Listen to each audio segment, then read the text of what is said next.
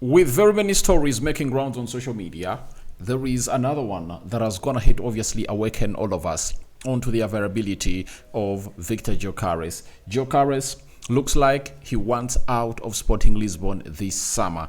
And will United win the competition of very many clubs that are really so much into this guy? Because there is a boost for this guy as he is no longer costing 100 million euros, and Fabrizio Romano has come up and obviously told us that. Then we also have a Joshua Zirkzee story coming in through on how he is obviously getting extra shoots at the club of Manchester United, and that is really evident in his current form that he has gone ahead obviously get. And Diogo Dalot has a message to us as obviously prepare for the game of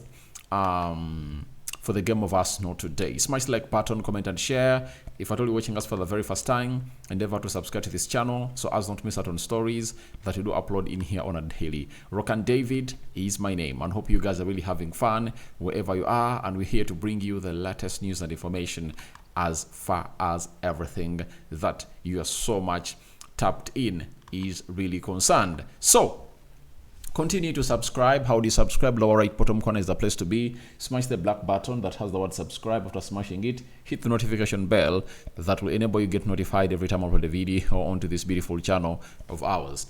And we obviously get into the story. Viktor Gyökeres is one of those that we know that Ruben Amorim is looking at. When you look at the list of center forwards that United is really targeting, Gyökeres is there, Osimhen is there, Liam Delap is there. I've gone ahead to see Mateta in there, and Jonathan David. So those are the top 5 so far, and you never know, the list might obviously broaden, but by the time it broadens to reach there, we'll obviously be knowing exactly what your thoughts are about it. So what has Fabrizio Romano said about Viktor Gyökeres? He has told us that Viktor Gyökeres will leave Sporting Lisbon for around 65 to 75 million euros, not 100 million euros, out of respect for the player. All the top clubs are interested, but for United, it depends on the budget and the European football. Now, I've been very audible about this, that us not qualifying for Europe, especially the Champions League, is really going to be a very big blow for the signings that Ruben Amorim will obviously need. Because Viktor Gyökeres, I don't think he can obviously pay his due allegiance to the club of Manchester United when they are not playing in Europe. And how can United get playing into Europe? By doing one thing. Obviously, going in for what we call the United should go in for what we call winning the UEFA Europa League. If we don't win the Europa League, it's obviously going to be hard for us to win the battle of Viktor Gyökeres. When you look at his money, 65 to 75 million euros, that is really little money for the club of Manchester United, and we can obviously raise that. And by the way, there are 2 strikers that are in that range that we can sign, Gyökeres and Victor Osimhen. You understand? But we can't beat competition from other clubs if we are not in Europe. That is it.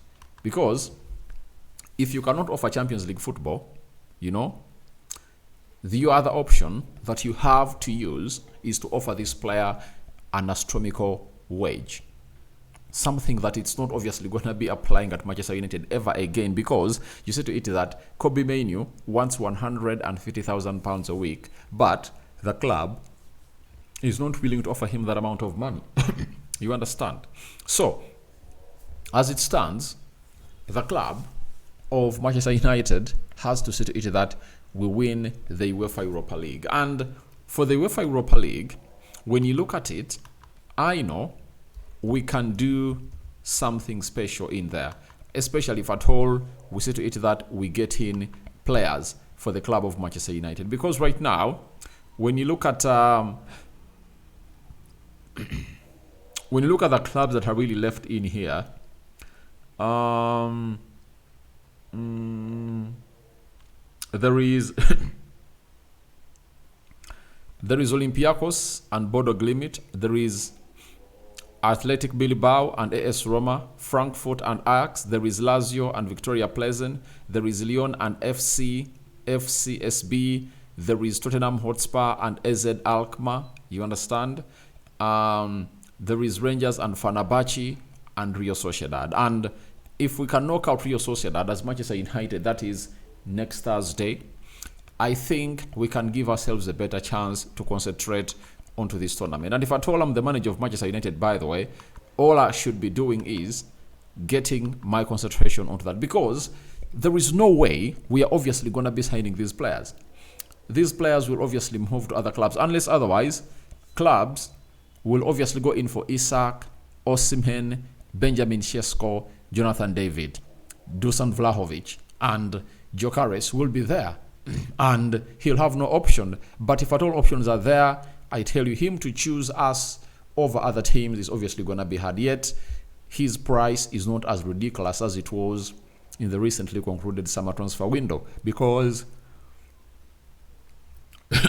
his release clause was all about 65. So it was about 100 million euros, something that clubs were like, we cannot obviously go to that side. And as it stands, Gyökeres to United competition is really heating up. And I don't know how we can obviously beat this, but it might obviously cause a bidding war, by the way, because if teams come in serious for him, then a bidding war is highly anticipated, unless otherwise there is a clause that they can obviously take that amount of money. But for any club who brings 65 to 75 million euros, then all that will be really turned out. And one of the clubs that is interested in this player is Arsenal. And Arsenal are ahead of Manchester United in really getting what we call a sporting director. And Andrea Bartha, who is one of those that United was looking at, is going to be the sporting director for the club of Arsenal, meaning that Manchester United is not having a sporting director yet. Next week, he's going to be unveiled as the sporting director for the club of Arsenal, and he's going to start working. And Man United hasn't even gone in for anyone like that. So we are really very behind. We are really far off from any of those people that are really very important into the decision of who is obviously going to be coming in through at the club of Manchester United. That is it. So we are waiting to see how that pans out. But Gyökeres is one of those players that United is interested in, though teams like Chelsea, Arsenal, Liverpool, and very many other clubs are really interested in the player. And I don't know how it's obviously gonna really happen. But let's leave it at that. Will we beat the competition? I want to see what your thoughts are into the comment section below. Then let's go to Joshua Zirkzee, one of those that he's really in firing form. And by the way, he's really playing well almost every game. In the recent 6, 7, 8, 9 matches, he has been a revelation. And this is Paul Hurst has told us that Man United staff say Joshua Zirkzee regularly stays behind at Carrington for extra shooting practice with Carlos Fernandes and will be the last first team player to leave that training ground. Now, this comes in through as a reaction to the goal that he scores against Real Sociedad. Garnacho squares the ball to him outside the Tina's box area and goes ahead, obviously press that ball into the back of the net. So that is obviously one of the rewards that you get each and every time you are on training and you keep yourself focused onto that beautiful action. So I like that, and I would like to say to it that more United players obviously try to really have what we call shooting practices, because right now when our club is struggling to make chances, we need such moments like the one that Joshua Zirkzee utilized and obviously scored a chance, because scored a goal. That is a half chance. I think it's not even a half chance. It's even less than a half chance. It's really hard.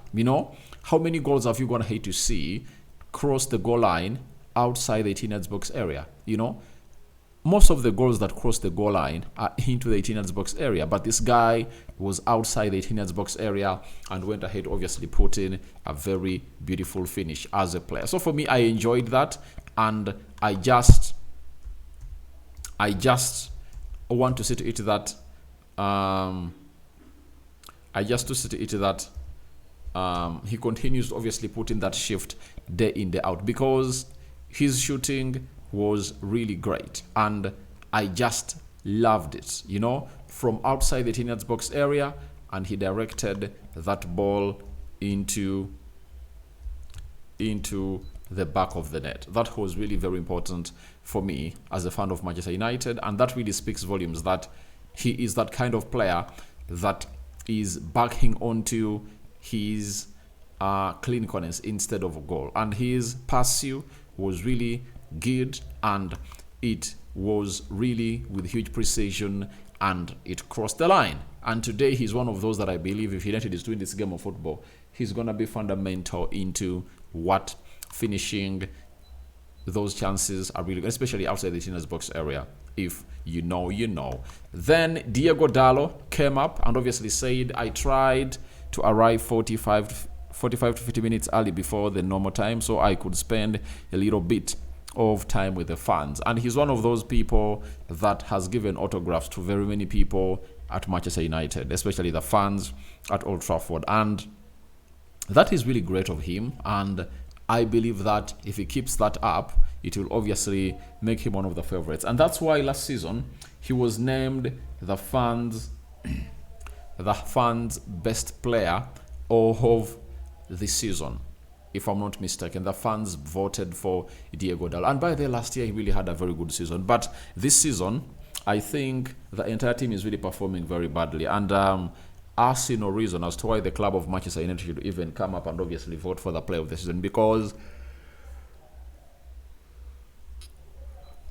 we've performed very badly. And if at all last season, those awards were really scrapped off, even this season, these awards should obviously be scrapped off, and we should obviously be focusing to the upcoming season of 2025-2026. And I'm hugely really interested in what is going to be happening in the summer transfer window to see to it that the club of Manchester United really gets back to where we deserve to be. Ruben Amorim, I back him. I want him here, and I want to see lots of things happen into the mix. Now, Dalot has also said that yes, music is an important part of my preparation for the game. In the dressing room, I'm the one that puts on the music for everybody, so I make sure that everyone likes the song. So that is Dalot. From Sancho leaving the club of Manchester in the dressing room, because we need to eat that it was Sancho way back, coming in with those beat spills in there for you, the JBLs, and he plays music, was the music selector. When he left the dressing room, Dalot went ahead to obviously take over that role. And I never knew to it that Dalot is really a fan of music, but according to what he has come up and obviously said, music is really part of the preparation for the game of every club. So guys, we call upon for your reactions onto the Viktor Gyökeres to United competition. Do you think we'll beat competition of teams like Arsenal and others that are really far off in performance and in top European competitions? In the comment section below. What do you think about Zirkzee? Has him staying behind, practicing shooting, helped him really elevate in his finishes?